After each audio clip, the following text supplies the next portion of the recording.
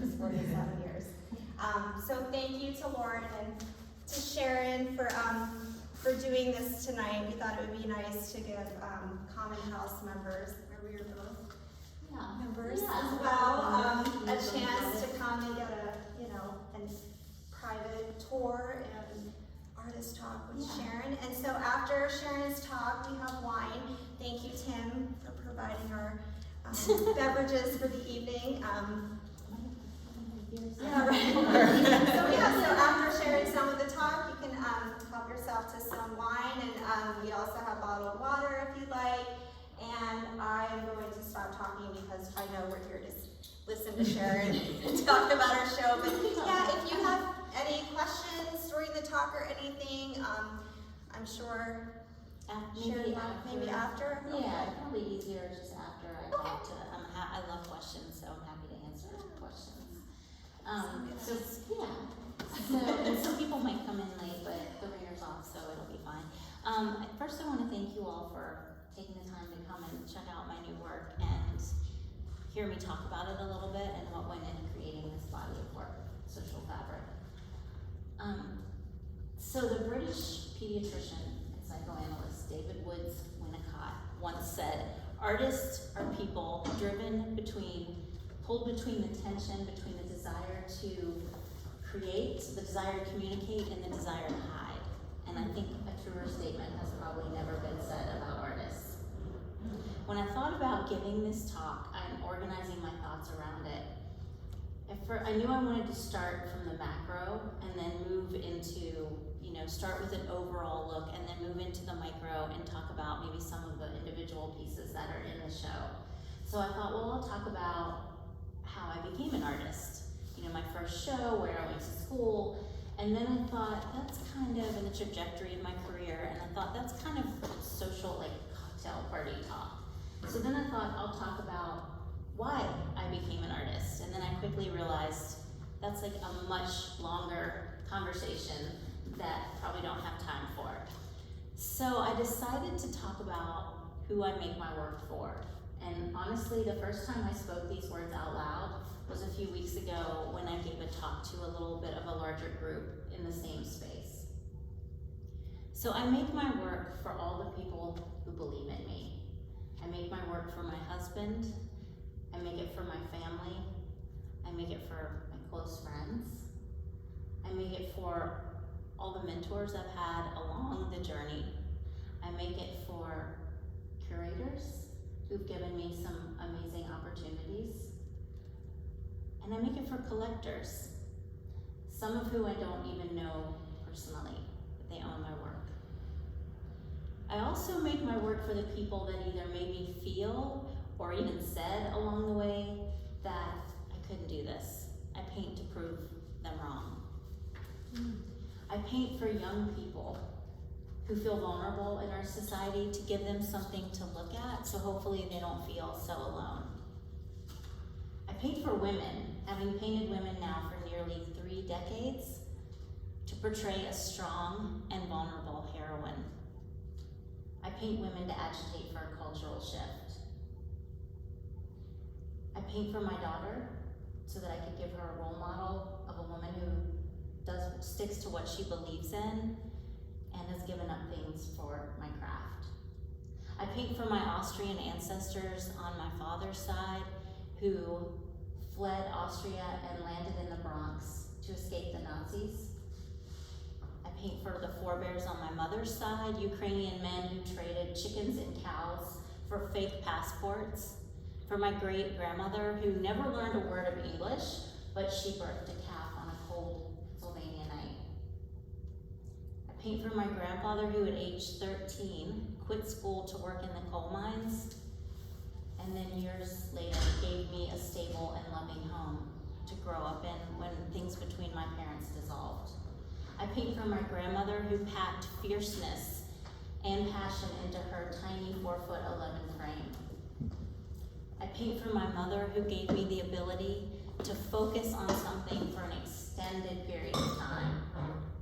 And I paint for my father, who I last said goodbye to at age 20, at a tiny airport in West Virginia, when he put me on a plane to study art for the summer in Italy.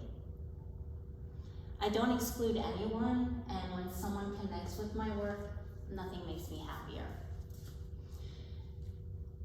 So my work is personal. It is autobiographical. But hopefully it goes beyond that, because it would be a shame if it stopped at my own stories and my own narratives. I see painting as a transmission point from one person to another through the nervous system. So paintings are objects that have the ability to make a person feel. It's a direct experience, unlike so much of what we do every day, which is through a screen. In our virtual world, in our perceptual world, I think one of the most honest and primal relationships that we have is visual intimacy. It's one of the reasons I think painting is so important. They allow the viewer to open up to a vast range of subtlety. So this is interesting. The body and the brain are fused, as we know. You can't really separate them. Paintings involve both. So an example is I'll get an idea for a painting in my mind, how to execute it. But that idea has to be thrown through my body. And the body has its own intelligence. It has its own ideas. And that changes it. It morphs the idea, what comes through my hand.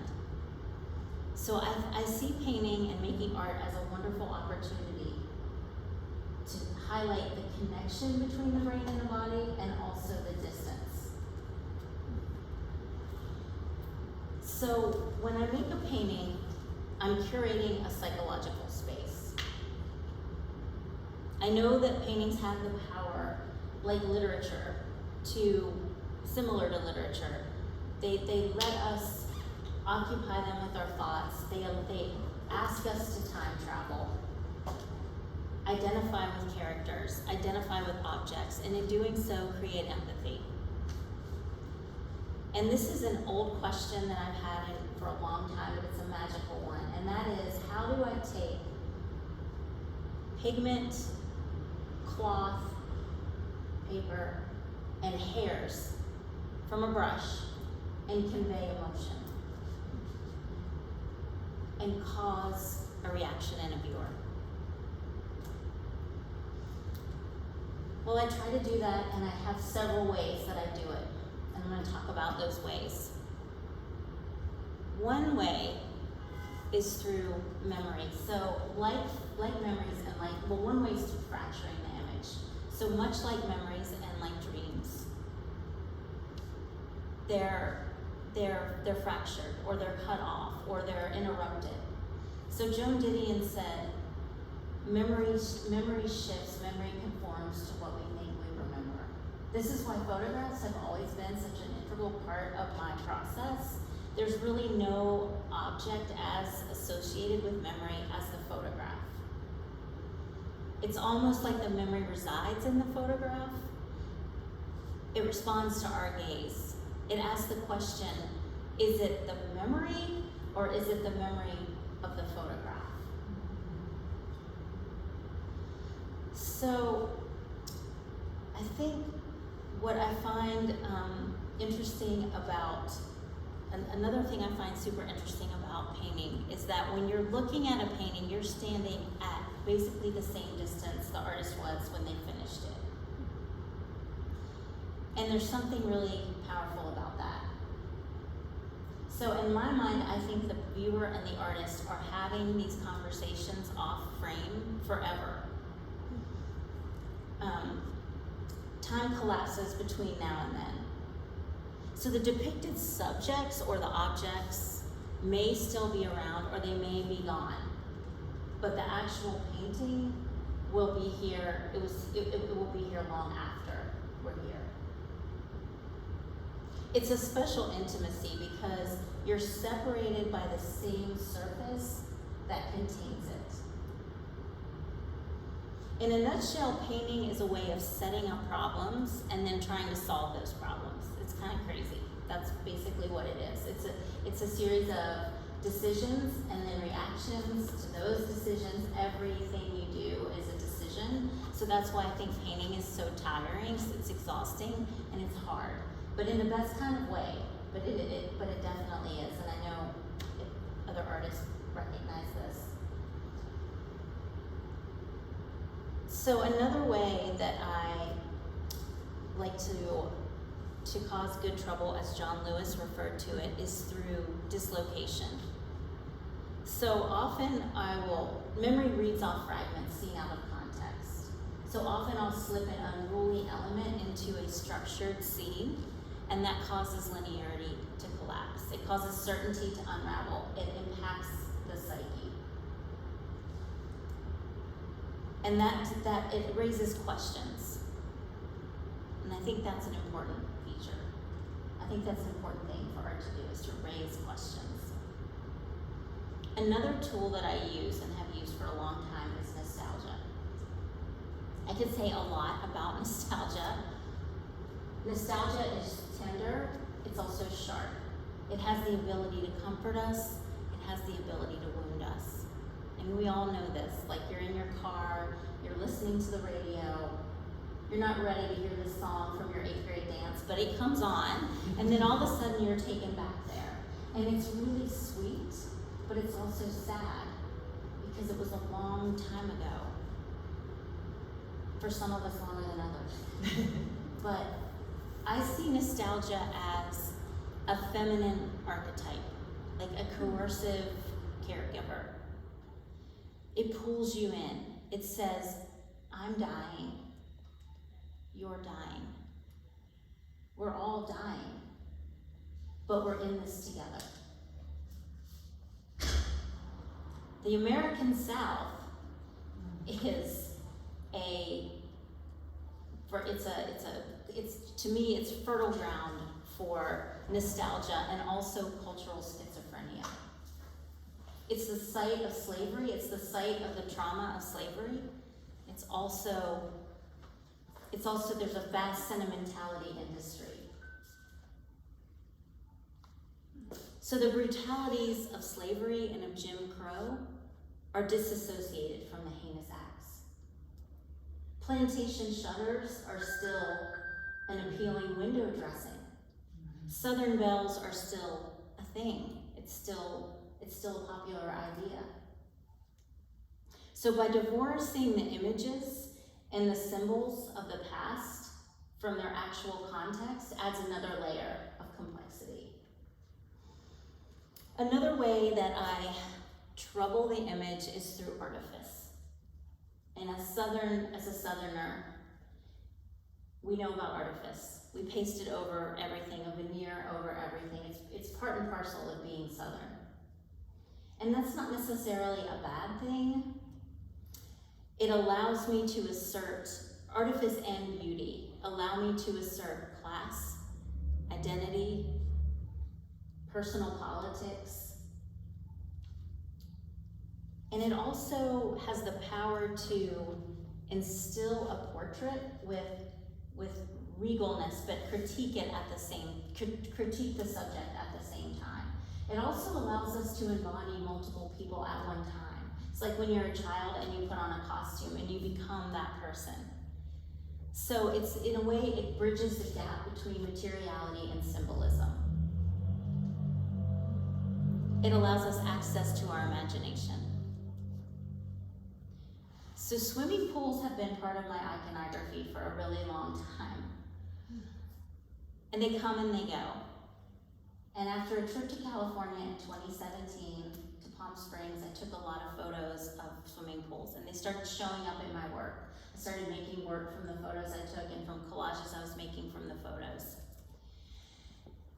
And at the time, I was in a master's program, so I was doing a lot of reading and a lot of research. And I came across this book called Contested Waters by Jeff Wiltsey, which goes into great length and detail about the history of segregation in our swimming pools. And I realized I can't really continue to paint pools and not address race.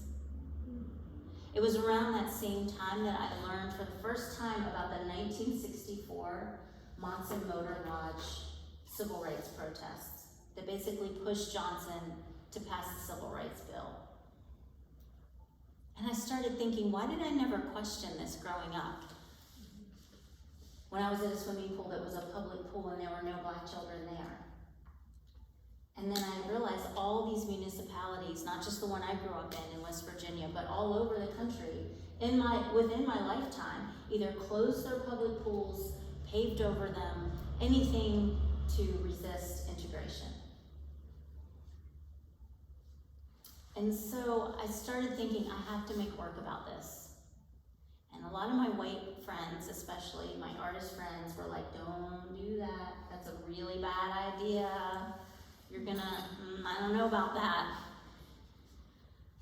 And then I got home from that summer in Maine, because it was a low residency master's program, and it was 9 weeks of intensive work, and 2 days later, 8/12 happened, right here in our backyard. And I thought, I can no longer not make work about this.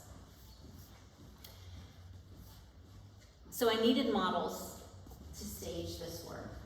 So I enlisted 3 young models, daughters of a good friend of mine and their best friend.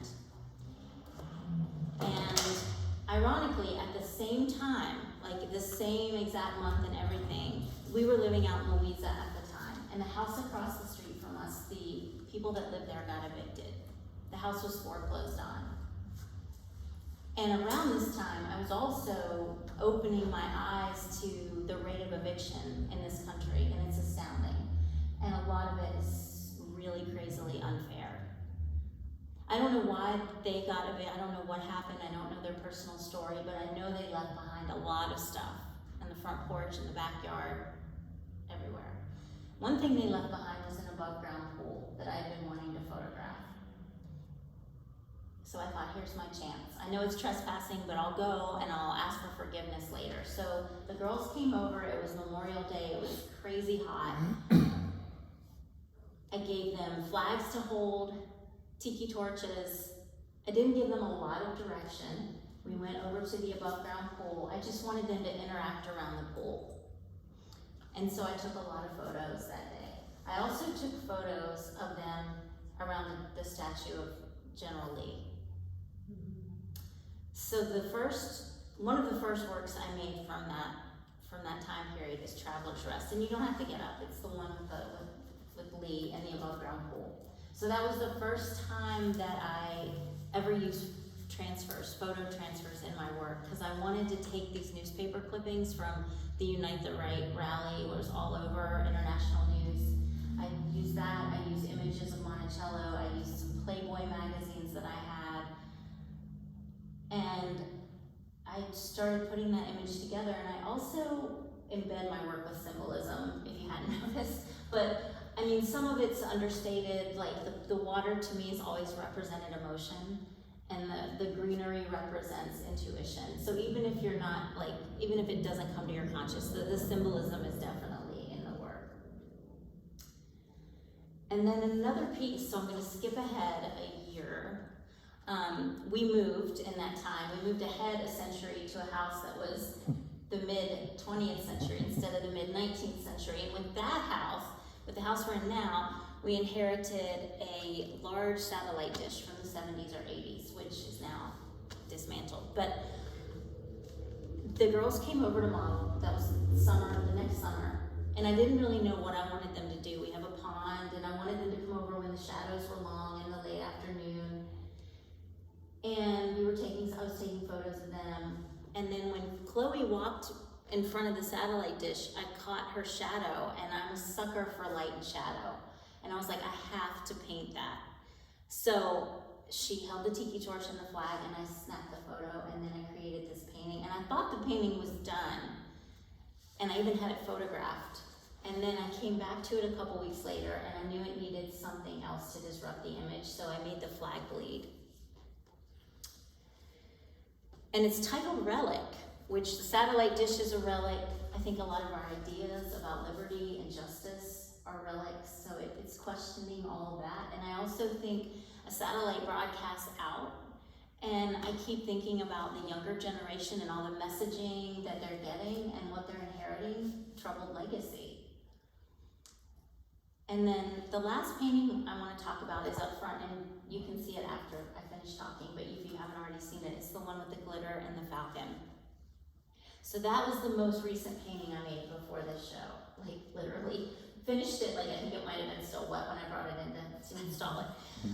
But while I was painting that, I was listening to the seminal book of essays by Joan Didion, Slouching Towards Bethlehem, which was cool because most of those essays, all of them I think were written in the mid to late 60s.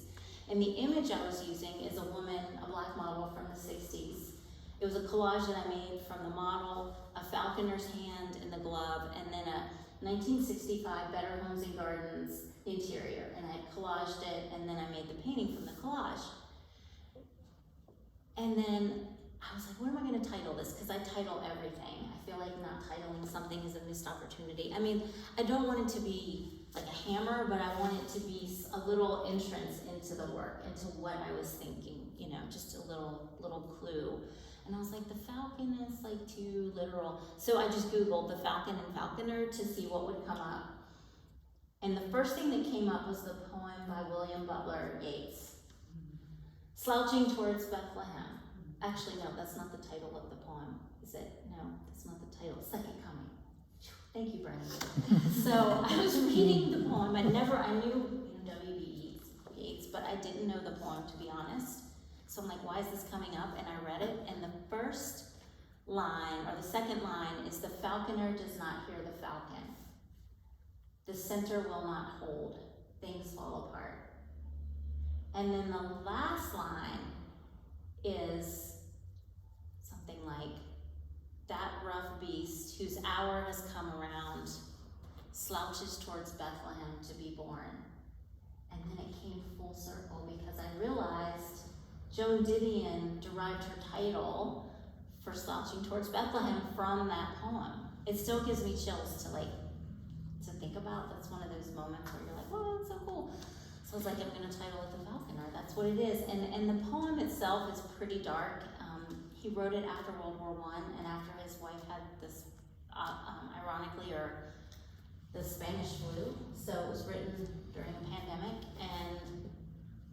But I see that painting as a form of power and of reparation. So I guess finally what I want to say about this body of work is that my hope is that it holds up a mirror to our polite fictions that we have used to cover over racial trauma. And to ask us to embody other possibilities and embody the past and the present together. Not look at the past and then look at the present, but look at them at the same time.